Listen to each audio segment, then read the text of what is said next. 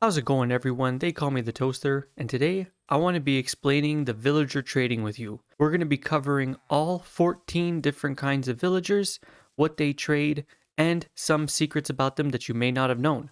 So let's get right into today's episode. Starting with the first villager, we have the librarian. The librarian takes a lectern, which is a bookshelf with 4 wooden slabs like this. Remember, it could be any wooden slabs. It doesn't have to be the mangrove one. I don't even know why it's showing this one. And to make a bookshelf, it's 3 books with 6 planks like this. And to make a book, it is 3 pieces of paper with 1 piece of leather. This is arguably the best villager to trade with because you can get any enchanted book from him. If you don't like the one he has, you just break the block, put it down again, and he's going to re-roll his trades. So as long as you've got some time, they're worth it. They can also take paper and give you emeralds for it. So this is a really easy way to get emeralds because you can build a fully automatic sugarcane farm and that gives you unlimited paper. So it's one of the best ways to get emeralds from the villagers. Another lesser known feature about the librarian is that after you trade with him and get him up to the master level, he'll end up trading you name tags. And this is a really reliable way to get a lot of name tags. Next up we have the Fletcher. He will take sticks and give you emeralds. The Fletcher takes the fletching table, which is 4 wooden planks, and 2 pieces of flint.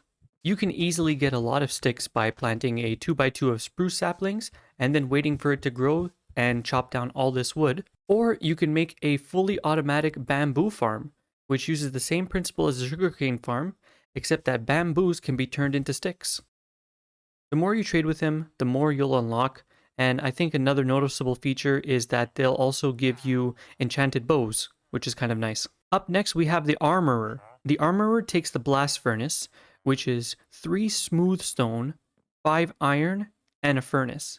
To make the smooth stone, you have to cook cobblestone twice. The first one is going to give you regular stone, and then when you cook that again, it becomes smooth stone. To make a furnace, it's just 8 pieces of cobblestone arranged like this. He's only good for his last trades, so it kind of costs a little bit to get to that, but let's try trading in some emeralds. He'll also take iron and give you emeralds for that, so if you build a iron farm, this is a good way to get emeralds as well. Here in this later trade, he'll only take 1 emerald for a pair of boots, so we can use that to unlock the next trades. And by the time you make it to his last trades, you'll see that he's going to give you diamond armor. So in his expert level trade, he has a chance to give you diamond boots or diamond pants. And in the master level trade, he has a chance to give you a diamond helmet or a diamond chest plate. So it's useful to have 2 of these armorers. That way you can get the full set. It's just a bit unfortunate that you have to get all the way to the end to see which one it is. Next up, we have the Toolsmith. Uses a smithing table, which is 4 wooden planks and 2 irons arranged like this. Similar to the Armorer, he's going to give us diamond tools as his last trades. So let's trade with him a little bit just to see what he offers. So once you've traded with him enough to get the master level trades, he'll always give you a diamond pickaxe here.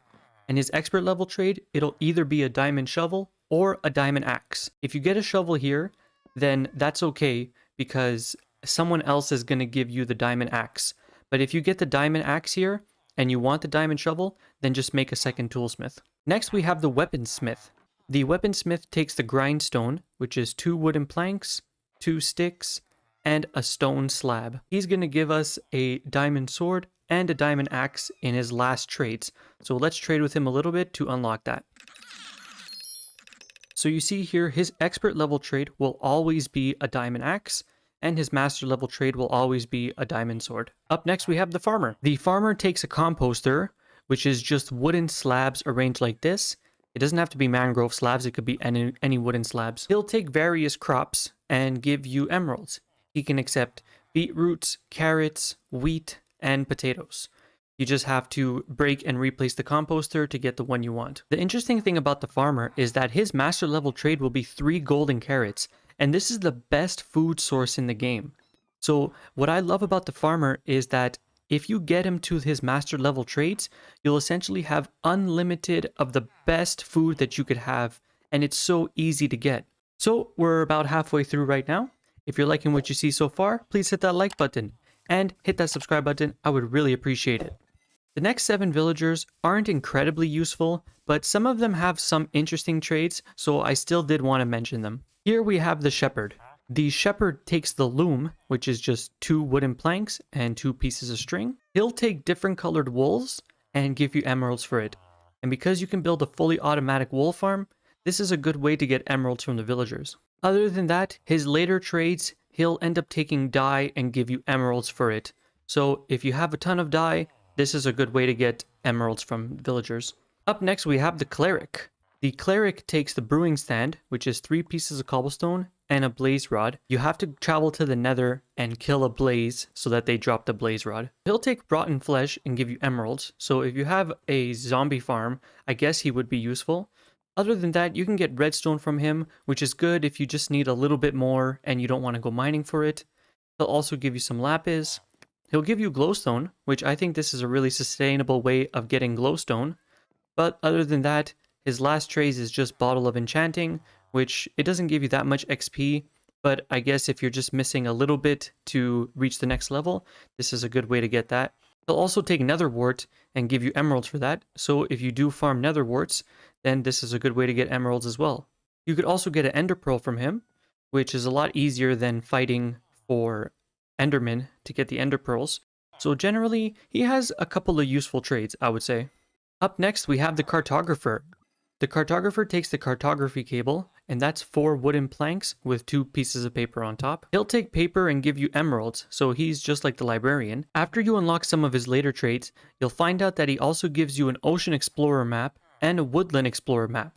So this is really good if you want to locate an ocean monument or a woodland mansion, and his final master trade is a banner pattern. If you're into that stuff, then this one is definitely a good trade. Up next, we have the Butcher. The Butcher takes a smoker, which is a furnace with 4 logs placed around it. To make a furnace, it's just 8 pieces of cobblestone arranged like this. He'll just take raw meat and give you emeralds. If you have a lot of animal farms and you end up dealing with a lot of raw meat, then the Butcher is the best option. Up next, we have the Mason. The Mason takes the stone cutter, which is 3 stone with an iron ingot on the top. He'll take clay and give you emeralds for that. And in his later trades, he'll just take different kinds of blocks like stone, granite, diorite, andesite, and give you emeralds for those. You could also get the glazed terracotta from him. It'll give you all the different kinds. You just gotta trade with him to find the one that you like. And his master level 1, he'll give you a block of quartz. So if you like the quartz block and you don't like mining for nether quartz, then this is a good way to get that. Up next, we have the Fisherman. The Fisherman takes a barrel, which is just sticks with 2 wooden slabs placed like this. He'll take string, give you emeralds. He'll take different kinds of fish and give you emeralds. You could buy a fishing rod from him. Generally, he's just not super useful unless you have a lot of fish that you like to give away or you have a lot of string to trade for emeralds, then he might be useful for you. Lastly, we have the Leather Worker. The Leather Worker takes a cauldron, which is just 7 iron ingots placed like this. He'll take leather and give you emeralds for it. Other than that, he mostly just wants emeralds to give you different kinds of leather. But his master trade can either be a leather helmet or a saddle. So if you're looking for a reliable way to get saddles, then trade up with a leather worker. And honorary mention, we have the Nitwit. He lays down during the day. He can't get a job. He's just chilling. He's just vibing. So you know what? Good for him. And that's every villager and all of their trades. If you like that video, please leave me a like, leave me a comment, tell me what you think, and hit that subscribe button. I would really appreciate it. All right, have an awesome day. Toaster out.